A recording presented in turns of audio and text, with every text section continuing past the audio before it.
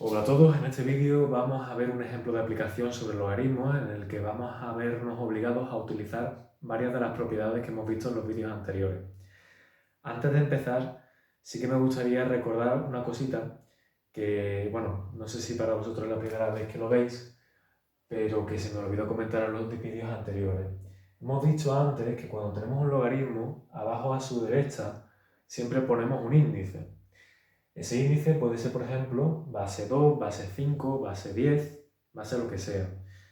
Lo que pasa es que en matemáticas, cuando tenemos logaritmos en base 10, en general esa base no se pone. Entonces, puede ser que en muchos casos os encontréis con logaritmos sin base. En esos casos, entonces tendréis que suponer que la base del logaritmo es por defecto 10.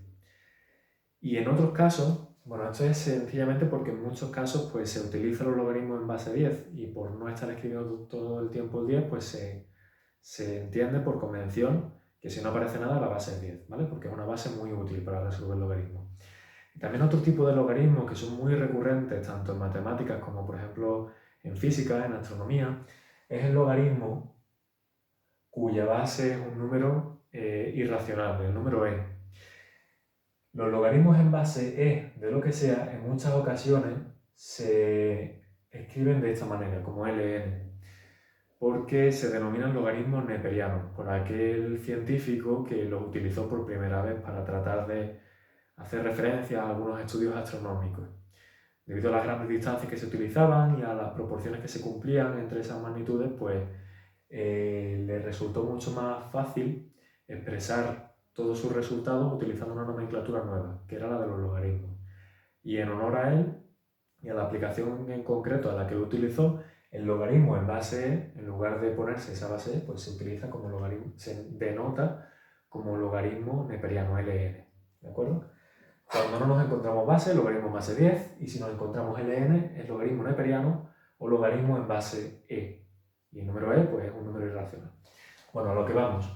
En este vídeo vamos a resolver una actividad, que es una actividad a modo de ejemplo, para poder poner en práctica esas propiedades que hemos visto del logaritmo.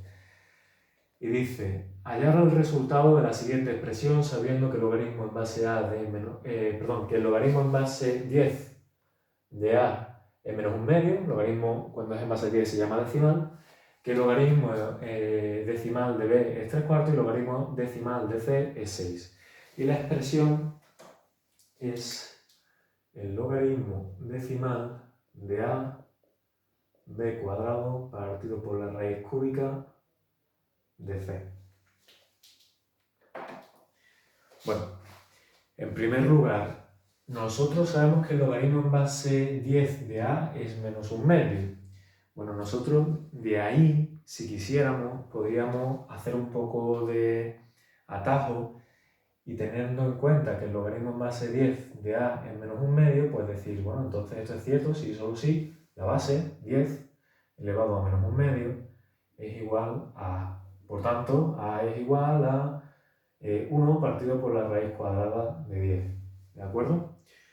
Pero en cualquier caso, en este ejemplo vamos a tratar de obviar estos posibles resultados, que lo podríamos hacer también con el logaritmo decimal de b y el logaritmo decimal de c para hallar b y c, y vamos a tratar de trabajar directamente con los resultados. Sabiendo que el logaritmo decimal de a es menos un medio, que el logaritmo decimal de b es 3 cuartos y el logaritmo decimal de c es 6, vamos a tratar de hallar cuál es el resultado de esta expresión. Como ab cuadrado y c, que está dentro de una raíz cúbica, están expresados de una manera muy engorrosa, lo que vamos a hacer en primer lugar es utilizar las propiedades de los logaritmos para tratar de disgregar esto un poquito más. Como recordaréis de las propiedades de los logaritmos, cuando tenemos el logaritmo de un cociente, en este caso tenemos un numerador que es ab cuadrado y un denominador que es raíz cúbica de c, eso lo podíamos expresar como una resta de logaritmos. Entonces, en lugar del logaritmo de todo esto que aparece aquí, nosotros podríamos decir simplemente que esto es igual al logaritmo decimal de ab cuadrado menos el logaritmo decimal de la raíz cúbica de c. Esta es por la propiedad del cociente. En este caso, como veis, no he puesto paréntesis, porque solamente tenemos un cociente. No hay duda sobre a quién está afectando el logaritmo. Pero aquí sí que es necesario poner el paréntesis, porque si no lo pusiéramos, podría haber dudas sobre si la b al cuadrado también está siendo afectado por el logaritmo o está fuera de ahí. ¿Vale? Entonces, solo por precaución es mejor poner paréntesis. En este caso, como solamente tenemos algo dentro de una raíz cúbica, no cabe duda de que el logaritmo está afectando tanto a la raíz cúbica como a c, porque a su vez la raíz cúbica afecta a c. ¿Vale? Bueno, utilizando la propiedad del cociente del logaritmo, del logaritmo del cociente, lo pasamos a diferencia de logaritmos. Ahora bien, seguimos sin tener esto expresado de una manera que podamos resolver con sencillez. Para poder hacerlo, vamos a apoyarnos en otra de las propiedades que teníamos. Entre la A y la B, como podemos deducir, cuando no hay una operación, la operación que hay es siempre un producto. Entonces podríamos utilizar la propiedad del logaritmo del producto para sustituir esto por una suma de logaritmos.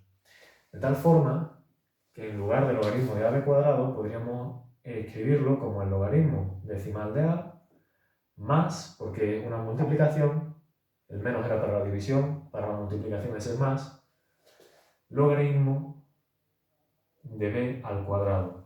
Y ojo aquí, yo recomendaría poner aquí un paréntesis para que nadie caiga en la tentación de pensar que el logaritmo de b al cuadrado, que el logaritmo de b al cuadrado es el logaritmo de b por logaritmo de b. Porque como dije en un vídeo anterior, esto no es cierto. Esto sería cierto si el cuadrado estuviera aplicado a todo el logaritmo. Pero si no hay paréntesis, en teoría solamente está aplicándose a la b. Y precisamente porque puede haber dudas con respecto a quién está aplicando el cuadrado, es mejor poner el b cuadrado dentro de un paréntesis, de tal forma que todos sabemos que el logaritmo está afectando a la b cuadrado directamente. ¿Vale? Bueno, esto es la suma de logaritmos en que hemos convertido el logaritmo del producto y nos queda por escribir menos el logaritmo de la raíz cúbica de c. Seguimos. El logaritmo de a ya lo podemos resolver porque sabemos por lo que dice en el enunciado que el logaritmo de a es menos un medio. Sin embargo, el logaritmo de b y el logaritmo de c como tal no aparecen. Aparece el logaritmo de b cuadrado y el logaritmo de la raíz cúbica de c. Entonces, este logaritmo de a lo vamos a dejar tal cual, pero el logaritmo de b al cuadrado y el logaritmo de la raíz cúbica de c lo tenemos que seguir transformando utilizando las propiedades que ya conocemos. Bueno, entonces el logaritmo de a lo dejamos tal cual. Y ahora nos vamos al logaritmo de b al cuadrado. Otra de las propiedades que vimos en los vídeos anteriores decía que cuando tenemos el logaritmo de una potencia, podíamos coger ese exponente de la potencia y sacarlo fuera del logaritmo multiplicando.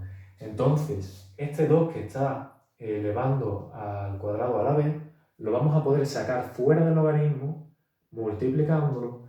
Entonces, vamos a poder escribir logaritmo de b al cuadrado como si fuera 2 logaritmo de b. Bueno, como si fuera no, como es, por la propiedad de la que estamos hablando. Y por último tenemos menos y tenemos la raíz cúbica de c. En este caso nos podríamos acordar de otra de las propiedades que vimos, que era la propiedad en la que se utilizaba el logaritmo de la raíz, o bien convertir esta raíz en una potencia, sería c elevado a un tercio, y ese un tercio pasarlo delante multiplicando, exactamente como hemos hecho aquí con el b cuadrado. ¿Que no nos acordamos de la propiedad de la raíz? Bueno, pues lo pasamos a potencia y hacemos lo que acabamos de decir. ¿Que nos acordamos de la propiedad de la raíz? Bueno, pues entonces sabremos que por la propiedad esa de la raíz podríamos escribir, en vez de la raíz cúbica, un tercio por el logaritmo y ahora ya quitamos la raíz. Si hubiésemos elevado a un tercio, ese es el un tercio que se nos queda multiplicando delante, y si os aprendisteis la propiedad, pues poniendo esto como logaritmo de c partido por 3, pues es igualmente válido, ¿de acuerdo? En este punto ya tenemos solamente logaritmo de a suelto, logaritmo de b suelto y logaritmo de c suelto. Los tres resultados los tenemos ya en el enunciado. Entonces podemos sustituir directamente, de tal forma que si el logaritmo de a nos dice el enunciado que es menos un medio, lo sustituimos por menos un medio, más 2 por logaritmo de b, dice el enunciado que son 3 cuartos, lo sustituimos directamente por 3 cuartos, menos un tercio por, y en vez de logaritmo de c, pues ponemos el resultado que son 6. Entonces, el resultado de esto va a ser menos un medio, más este 2 se nos va a ir con uno de los dos 12 que forman parte de la descomposición factorial del 4. Entonces nos queda 3 medios de aquí. Y menos por más es menos y 6 entre 3 son 2. De tal forma que tenemos menos un medio más 3 medios son 2 medios, porque 3 menos 1 son 2 y 2 partido por 2 es 1, menos 2. Y 1 menos 2, menos 1. Vale. Este ejercicio nos viene muy bien para ver cuáles son muchas de las propiedades de los logaritmos, pero hay más propiedades, como ya sabéis. Y a la margen de esto, como podéis suponer, si en lugar de utilizar estas propiedades decidiéramos deducir primero cuánto vale a, b y c por separado, podríamos resolver el ejercicio de otra manera. Lo que pasa es que no siempre vamos a poder hacerlo con facilidad. Cuando eso no nos lo permita hacer el ejercicio con facilidad, será importante conocer estas propiedades.